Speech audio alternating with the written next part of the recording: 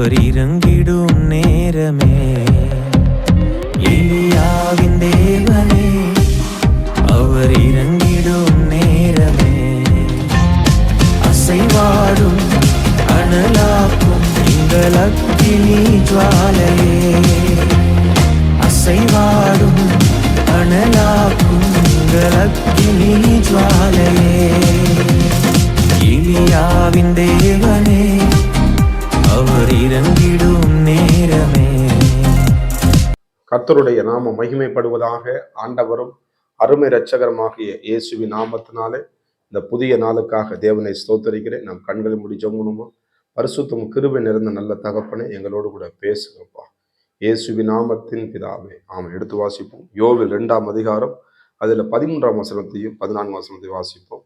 யோவேல் 2:13-14. நீங்கள் உங்கள் வஸ்திரங்களை அல்ல, உங்கள் இருதயங்களை கிழித்து உங்கள் தேவனாகிய கர்த்தர் இடத்தில் திரும்புங்கள்.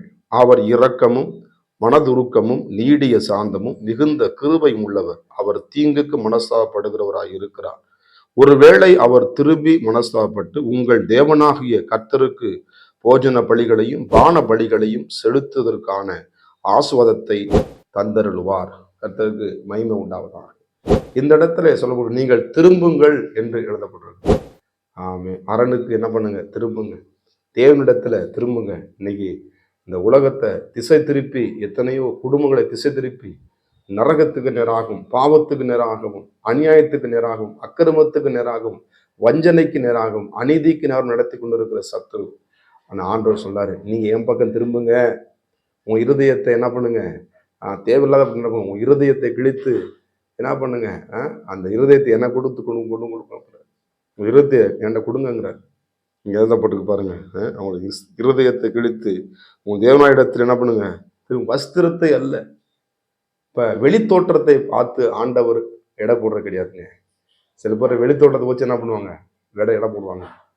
நம்ம ஆண்டவர் அப்படி ஆண்டவர் இயேசு எழுதுனா அவர் உள்ளத்தை பார்த்து இருதயத்தை பார்க்கிறான், மனித முகத்தை பார்க்கிறான். ஒருவேளை உங்க வெளித்தோற்றத்தை பத்தி என்ன சொல்லலாம், ஆனா உங்கள் இருதயங்கள் இருக்கிற வேதனைகளை ஆண்டவராக இயேசு கிறிஸ்து அறிவார். உங்கள் வேதனை நீங்க இதுல இதயத்துல சுமந்துகிட்டு இருக்கலாம். உங்க இதயத்துல பல காரியங்களோடு இருக்கலாம்.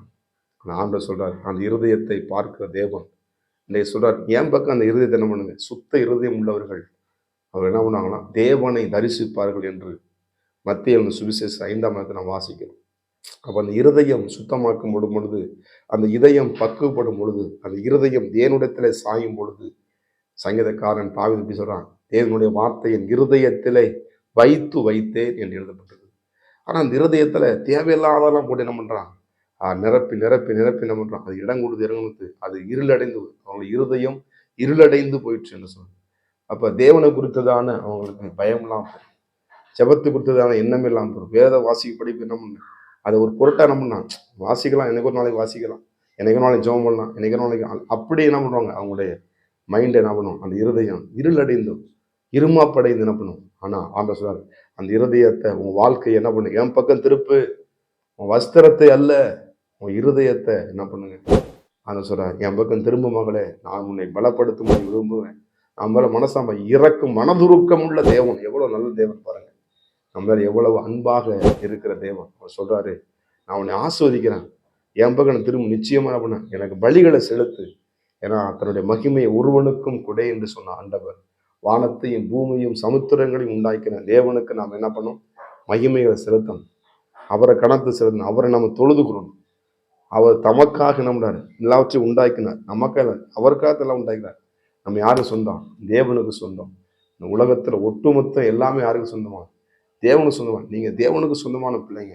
அதான் ஆண்டவர் சொல்றாரு, என் சனங்களே, என் பிள்ளைகளை என்ன பண்ணுங்க? உங்க வஸ்திரத்தை அல்ல, உன் இருதயத்தை எனக்கு தாங்க. அந்த கடினமான இருதயத்தை, அது கல்லான இருதயத்தை சதையான இருதயமா ஆண்டவர் மாற்றுவார். அவரால் முடியாத காரியம் ஒண்ணுமே கிடையாது. ஒருவேளை சொல்ல, என் கணவருடைய இதயத்தை மாற்ற முடியல, என் மனைவியுடைய இதயத்தை மாற்ற முடியல, என் பிள்ளையுடைய இருதயம் எப்படி கட்டி போயிருக்கு, என் பிள்ளை என்ன சொன்னாலும் கேட்க மாட்டேங்குது, அது இஷ்டம் தான் போகுது. அந்த இருதயத்தை தேவனுடைய சமூகத்துல வைங்க. அந்த இருதயம் ஆண்டவர் என்ன பக்குவப்படுத்துவார். இங்க வசனம் சொல்லுது பாருங்க, அழகா சொல்லுது பாருங்க. 14 வசனம். ஒருவேளை அவர் திரும்பி மனஸ்தாபப்பட்டு உங்கள் தேவனாய கர்த்தருக்கு போஜன பலிகளையும் பான பலிகளையும் என்ன பண்ணுங்க, சோத்திரம் செலுத்துவதற்கான ஆசுவாதத்தை அப்ப தேவனுக்கு என்ன பண்ணணும் நீங்க? ஆமா, செலுத்தணும். என்ன செலுத்தணும்? பலிகளை செலுத்தணும். ஆமே, சோத்திரம், கணத்தை செலுத்தணும். அவரை நோக்கி நீங்க பார்க்கும்போது தான் உங்க முகம் என்ன பண்ணும்? பிரகாசம் அடையும். உங்க முகம் வெக்கப்படும். அப்ப என்ன பண்ணும்? நம்ம திரும்ப வேண்டிய இடத்துக்கு என்ன பண்ணும்? ஆமா, திரும்பணும். ஆண்டவராக இயேசு கிறிஸ்து சமூகத்துக்கு நம்ம திரும்பணும். தேவன் சொல்ற இடத்துக்கு நம்ம திரும்பணும். நிச்சயமாய் நம்முடைய குடும்பங்கள் ஆஸ்வதிக்கப்படும். தேவன் அதற்காகவே என்ன பண்றாரு? என்ன பண்றாரு? ஆஸ்வதிக்கும்படி தேவன் விரும்புகிறார். எனக்கு அருமையான பிள்ளைகளை, பேதுரு பாருங்க, மீன் பிடிச்சிட்டு இருந்தான். எப்பா நீ இதை பின்பற்றி வா, என்ன பண்ணு, என் மகன் திரும்பி வா, என்ன பண்ற, நீ கடலையே பார்க்காத, மீனை பார்த்துருக்க, நான் உன்னை மனிதரை பிடிக்கிறலாக மாற்றுவேன் என்று சொல்லி அந்த இருதயத்தை ஆண்டவர்கிட்ட பேதுரு ஒப்பு கொடுத்தான். இயேசுடைய பணியை அவன் செய்த ஆரம்பித்தான்.